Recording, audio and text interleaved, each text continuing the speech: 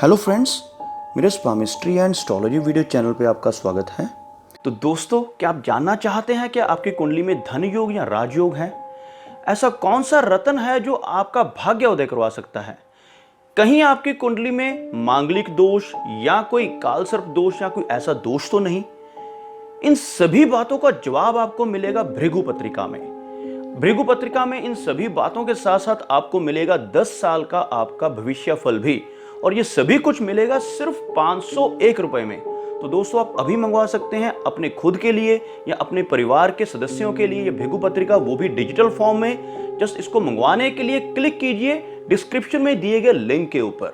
तो आज मैं आपको एक ऐसी कहानी सुनाने जा रहा हूं जो आपके जीवन को काफी हद तक सकारात्मक कर देगी। एक गांव में एक सेठ रहा करता था और इस सेठ के पास अपार संपत्ति थी। एक दिन ये सेठ बैठकर अपनी संपत्ति का हिसाब लगाने लग जाता है और हिसाब लगाने के बाद ये सेठ इस नतीजे पर पहुंचता है कि जितनी संपत्ति इसके पास है उससे 7 पीढ़ियां आराम से बिना कुछ कमाए गुजारा कर सकती हैं।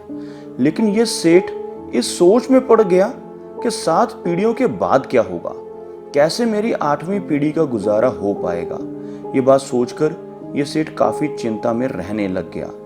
एक हफ्ते तक इसी चिंता में रहने के बाद इस सेठ ने सोचा कि मैं किसी संत के पास जाता हूँ। संत के पास मेरी इस चिंता का हल जरूर होगा।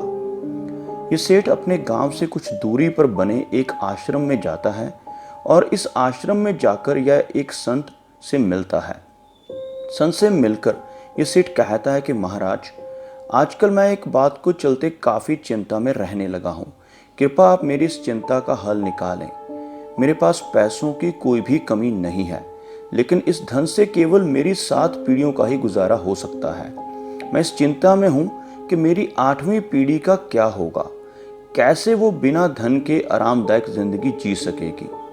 सेठ की बात को सुनकर संत कहता है कि तुम्हारे गांव में एक बूढ़ी महिला रहती है जो काफी गरीब है। तुम उस महिला के पास जाकर उसे 5 किलो आटा दान कर दो। आटा दान करने से तुम्हारी समस्या हल हो जाएगी। संत की बात को मानते हुए सेठ अगले दिन ही गरीब महिला के घर जाता है और उसे कहता है कि मैं आपके लिए 5 किलो आटा लेकर आया हूँ, कृपा करके आप इसे रख लें। लेकिन ये बूढ़ी गरीब महिला आटा लेने से मना कर देती है और कहती है कि मुझे आटे की कोई ज़रूरत नहीं है, मेरे पास पहले से ही आटा रखा हुआ है। लेकिन ये सेठ महिला से कहता है कि आप इस आटे को भी रख लो। आटा लेने से आपको कई महीनों तक खाने की चिंता नहीं करनी पड़ेगी। सेठ की बात सुनकर महिला कहती है, मैं आटा लेकर क्या करूंगी, मेरे पास आज के खाने की व्यवस्था है और मैं आने वाले कल की चिंता नहीं करती हूँ। इस बूढ़ी महिला की बात को सुनकर सेठ को समझ आ जाता है कि इस महिला के पास कुछ ना होकर भी यह खुश है और कल की चिंता में अपने वर्तमान को खराब नहीं कर रही है। और मेरे पास तो अपार धन है और मैं फिर भी आने वाले कल की चिंता में लगा रहा हूँ। जिस तरह से ये महिला वर्तमान में जी रही है, मुझे भी उसी तरह से अपने कल की चिंता नहीं करनी चाहिए और अपने आज में ही जीना चाहिए। तो दोस्तों, इस कहानी से हमें यही शिक्षा मिलती है कि इंसान को हमेशा अपने आज यानी वर्तमान में ही जीना चाहिए और कभी भी भविष्य की चिंता कर अपने वर्तमान को खराब नहीं करना चाहिए। तो उम्मीद करता हूं दोस्तों कि आपको मेरा यह वीडियो अच्छा लगा होगा। अगर यह वीडियो आपको अच्छा लगा तो इसे लाइक करें, शेयर करें और साथ ही साथ मेरा चैनल भी सब्सक्राइब करें। मेरा वीडियो वॉच करने के लिए आपका बहुत बहुत धन्यवाद।